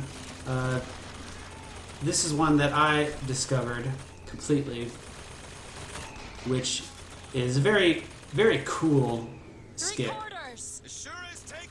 I call it the Prophet's Cabin skip, and it's very interesting skip because it just seems like it would be so useful. It ends up only saving about 25 seconds, which is kind of disappointing for how cool the skip is, but it comes after the boiler room. Alright, so there the pods have finally all dropped. I can jump up to the next level here. Strikes you down, DeWitt. But you've always had a knack for self-destruction.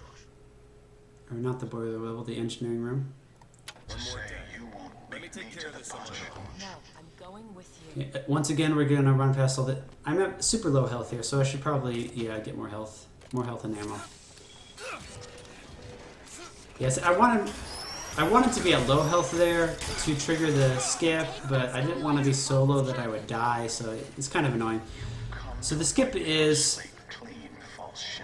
normally you're supposed to go into the cabin, and you cannot get to the skyline above us. But if we actually jump down, then the skyline becomes active for some reason, and you can skip to the next level before you're supposed to be able to. There's no enemies here, and you can't actually do anything, but you can jump on top of the Zeppelin and clip into the side of the cabin here. I'm waiting for Hilbert to have to run off so I don't get stuck in the wall. It's extremely easy to get stuck in the wall there. Luckily I did not. So now I'm actually inside of the cabin where Comstock is. I can actually go see him if I want. And I'm going to open this door from the opposite side. And while I do that, I kill myself. So I clipped into the cabin, got myself very low, then I exited the cabin, which is actually entering the cabin because I opened it from the opposite side. And while I did that, I killed myself. And the reason I killed myself is because now I can clip through walls. Not all walls, I can clip through people, and I can clip through the door. You were training. Maybe that's why I can. So the ability to clip through doors is very useful in a speedrun. Unfortunately, there's an invisible barrier at this door. And going out the back door you can do, but it doesn't actually get you anywhere. So the only door we actually can skip with this glitch is the one at the top of the stairs here, which skips like 25 seconds of dialogue. Booker, no. So it's a super cool glitch, but ends up only being a very minor time saver. To do this. Come here, child. Oh, come on, I don't bite. So here we can skip that door. That's not the door we actually get a use out of because we still have to wait for this cutscene. Look at you, child. You're Hey, a mess. let go of her. Elizabeth, everything I've done to keep you safe. Safe from what? The seed of the prophet shall sit the throne and drown in flame the mountains of man. But the archangel revealed something else. Beware, prophet. Beware the false shepherd, Booker DeWitt. For he shall This cutscene is slightly messed up because of the glitch we did. DeWitt, I'm a fool. I've sent mighty armies to stop you. I've rained fire on you from above. I did all of that to keep you from her, when all I needed was to tell her the truth. Ask him, child. Ask him what happened to you. You can see his head is bloody. Ask DeWitt. She's your daughter, you son of a bitch! And you abandoned her! Was it worth it? Huh? Did you get what you wanted? Booker. Tell me! Booker. Tell me! It is finished. Nothing is finished! Booker. You locked her up for her whole life! Booker. You cut off her finger, and you put it on me! Booker, stop it! Kill him. What did he mean? Huh? You tell me, what did he mean about my finger? I don't know. Alright, here's the actual only skip we can do. We can jump through that door and activate the Zeppelin early. Yes! Now what? What is she trying to tell us? Alright, we're entering the final fight now. Zeppelin fight. They knew what was best for us. They said they knew what was coming next. I know what you're thinking. Did you see this coming? We can still clip through everything, which is kind of cool. This coming. They mean to board us. You ain't gonna place your daughter on the throne.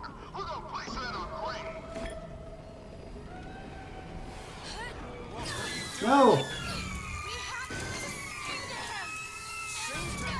Elizabeth, stop it! It's not a word, Booker. It's a song. You can actually, if you run backwards in this cutscene, you can actually just leave the cabin because of the glitch, and you can jump onto the skyline and see this cutscene from the skyline from behind. Unfortunately, then you soft lock the game, so it's not a good tactic in a speedrun.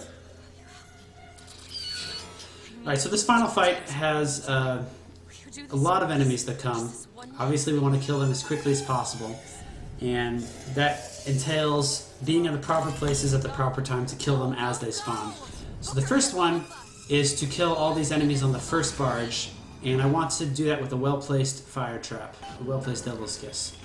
That should kill all the minor enemies. I also want to shoot down the rocket guy, which I just did there. Alright. So now I'm ready to activate Songbird onto that barge, which destroys it, and I can use a fire trap and a few shots to kill everybody on that barge. Now I want to get myself in position to kill the gunship which arrives. Shock Jockey plus a few shots should do that. crap, did I miss the last shot?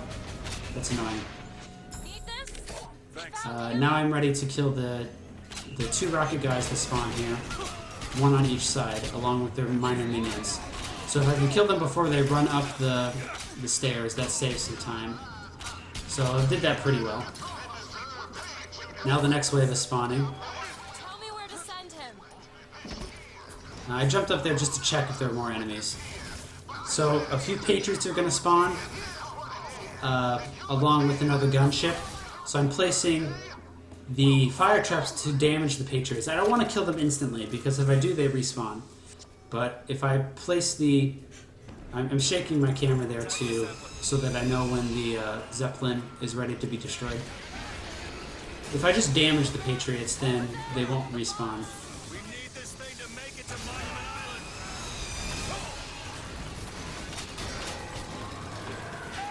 Right, so I'm leaving that Patriot alive. I'm just looking for more enemies. Gonna kill this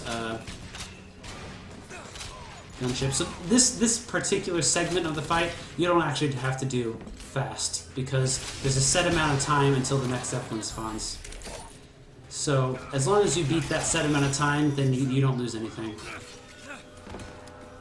So here I have extra time to just kind of look around, see if there was any enemies that I missed, and pick up the crank gun, although I didn't actually pick it up here because I had enough ammo. Normally I use the crank gun to kill those 2.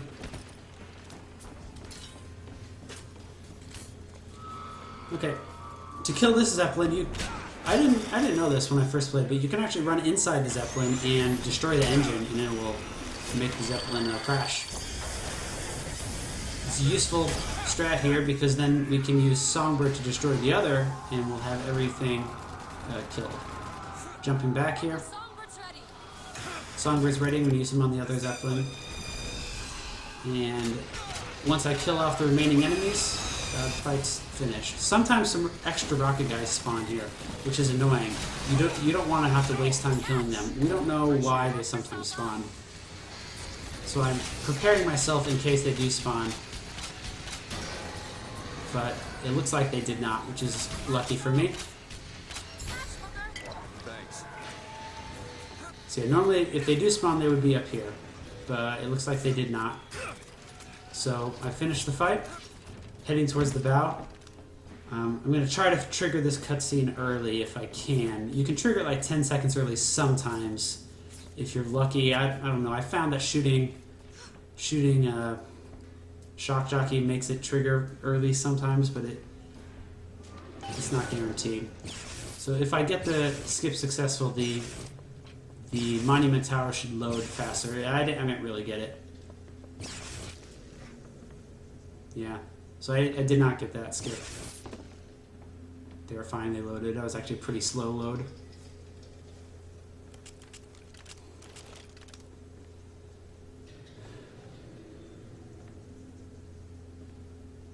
Booker, come here. What? What is it?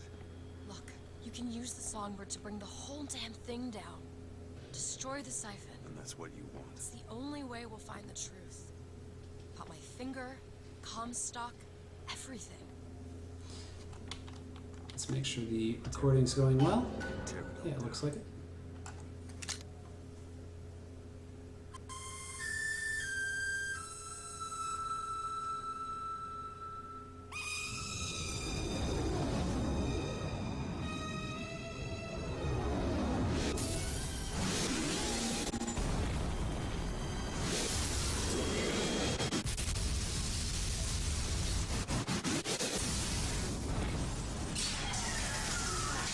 The Whistler! Elizabeth! The bird, Elizabeth! I lost control! He's coming! No, he isn't.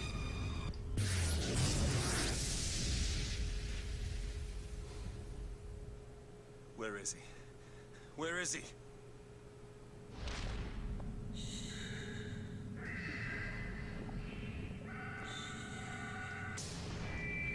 Is his eye still cracked too? It's all right. Yeah, it is. I'm here. Just let go. There you go. There you go. Elizabeth.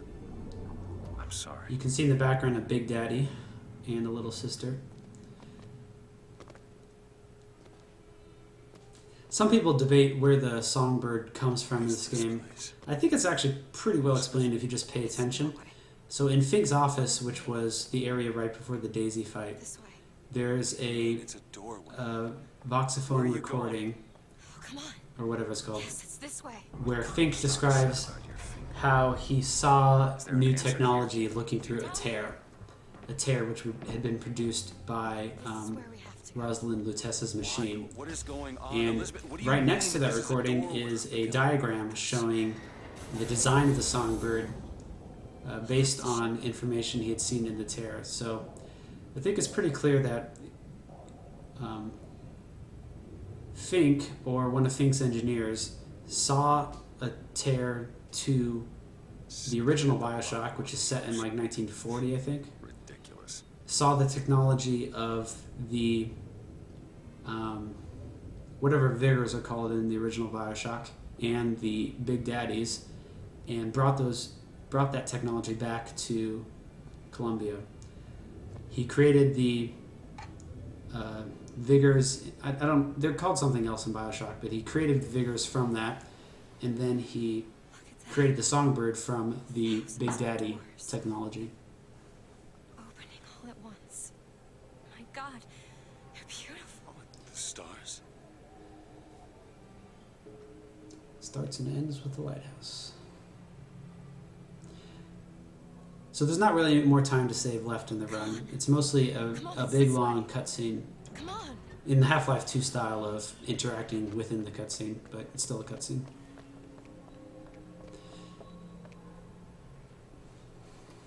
You can still clip through people though, which is fun. Damn it. I thought once we were here, I could fully control it. I'm trying to look at the key. The key just magically appears. It's a key. Where did it come from? It's always been there. I just couldn't see it.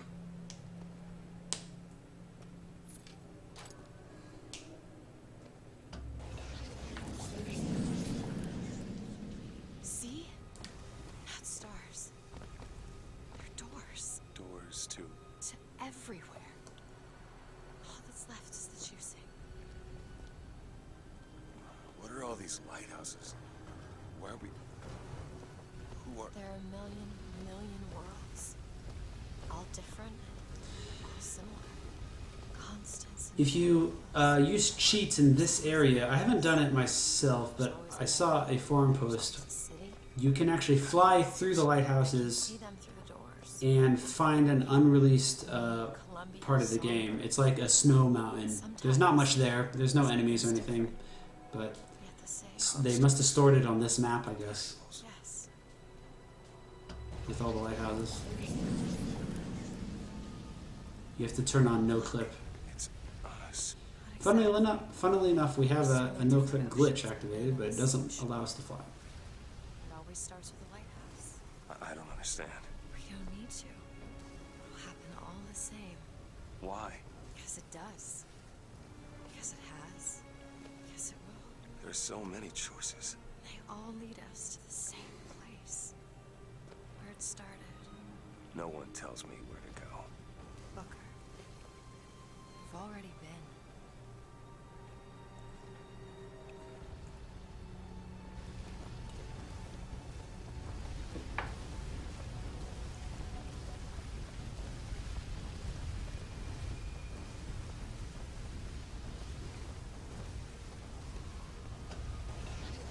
This is by far the longest cutscene in the game, but since it's at the end, it's actually not that much of a bother. Speedrunners hate cutscenes, and they're pretty annoying, but since this was at the very end of the game, it's not that bad. You usually want to rest anyway when you're doing a run. This is the same priest as the very beginning, by the way, the priest which first sent us into Columbia. Are you ready to be born again? Take my hand. Take his hand. No, I don't want He says the same line, take my hand. Are you ready to be born again? I am. Do you The priest hate is your blind, sins? I do. Do you hate your which wickedness? may be why he doesn't recognize Booker the second time. Leave behind all you were before. Yes. Or maybe just because he baptizes like 100,000 people and doesn't pay attention. Stop it. Stop it. No. Get off me! Get off! You didn't go through with You it. think a dunk in the river's gonna change the things I've done? Let's get out of here. Hey, these doors of yours, they're all tears, right? We'll open one up. Open one up to Paris. I want to be shut of all this. Not until we find Comstock. Comstock's dead! No. He was here. This way.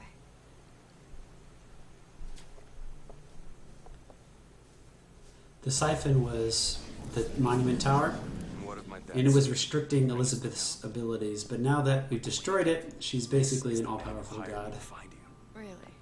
Yes. The girl for the debt. Wait, this is wrong. What is this? If you want the baby, I'll give it to you. I don't care about the baby. I remember. No, there was All I care no about baby, and is if there the was, I sure as time. hell wouldn't give it over to this guy. Booker, you don't leave this room until you do. Do it. Time is running short. Bring us the girl, and wipe away the debt.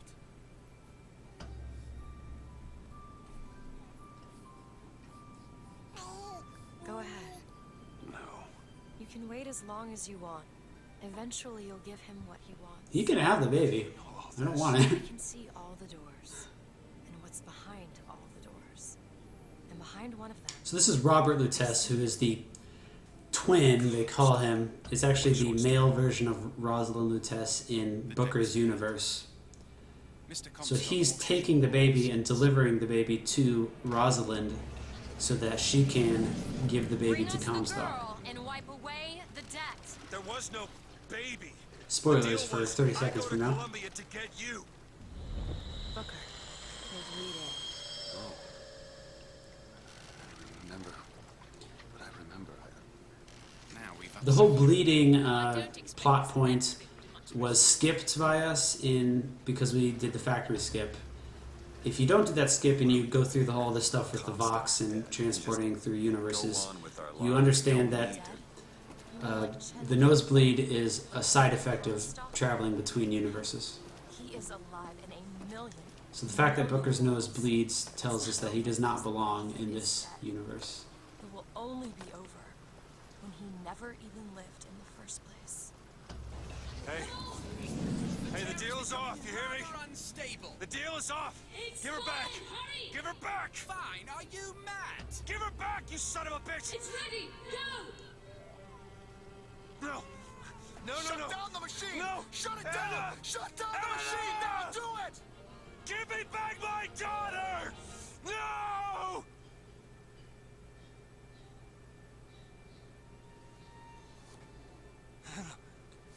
It's very emotional. Anna. No. No. I'm sorry. I'm so sorry. She's gone. Anna, I'm sorry. Anna's gone. You shared this room with your regret for almost 20 years. Till one day, a man came to you and offered you a chance, a redemption. A chance for us to live together. I told you it was. That man was the man in the yellow hat with Curious George. Anna. You suppose he branded himself as some sort of penance? Sure. Don't see the point. What's done is done. What's done will be done. I suppose the brand is his hair shirt, as he is ours.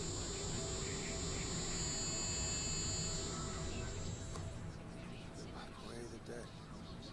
Yes, girls. Wipe away the debt.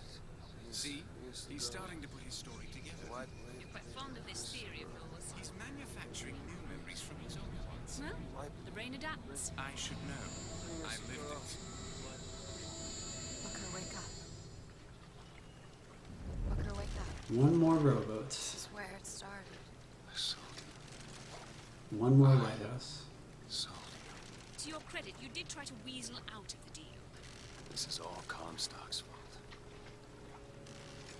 What if I went back? Killed him before he did any of this? Things get set in motion. How would one know how far back back to go? That's the only way to do it. Go back to when he was born. Time is when you activate this final door, because that's the final action you take in the game.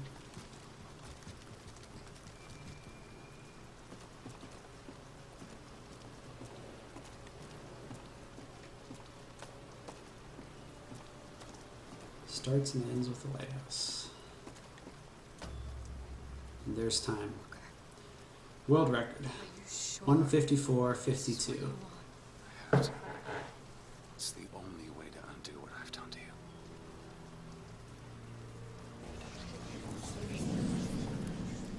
Booker DeWitt, are you ready to be born again? Why are we back here? This isn't the same place, Booker. Of course it is. I remember. One of these Elizabeths is a beta model from a previous version of the game that they also used for the first commercial. That one right there. That's actually a beta model of Elizabeth. It all has to end. To have never started. Not just in this world, but in all of ours. Smother him in the crab. Smother, smother, smother, smother, smother. Before the choice is made. Before you are reborn. And what name shall you take, my son? He's Zachary Comstock. He's Booker DeWitt. No. I'm both.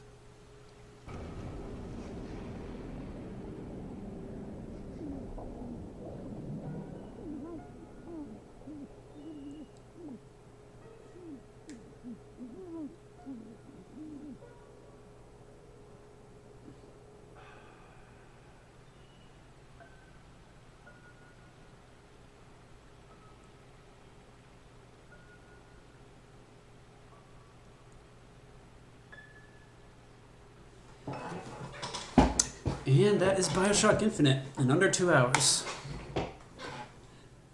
If you're interested in running, I think that this world record can be improved by probably 2 minutes or more. But it's also a very good run, this one, because Hill Runner's Hat was gotten very early. All of the major skips were done quite well. The fights were done pretty good, except for I think one of them was bad. Yeah, the one where I died before I got the volley gun, that was a bad fight. But overall, this is a very good run. I think the second place currently is held by Fearful Ferret at around 156, I think.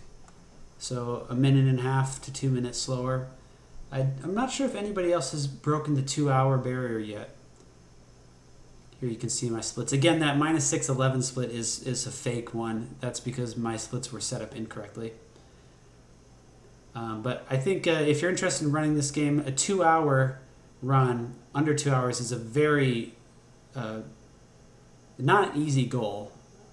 Even though the world record is more than 5 minutes faster than that's because this includes getting the Hill Runner's Hat and getting it very quickly. So I don't know if anybody has ever gotten a sub 2 hours run without the Hill Runner's Hat. It's definitely possible. You saw my splits there were only 25 seconds short, my old record, and that was without the Hill Runner's Hat. So I think it's definitely possible to get sub 2 hours without getting said hat, and doing so would be quite an accomplishment. All right, thank you for watching. There are other categories for Bioshock Infinite. There is 1999 mode, which is the hard version. I think I'm the only one that's ever really completed a speedrun of that. My record's 2:29:30, which is outdated. You could easily shave off 15 minutes from that run.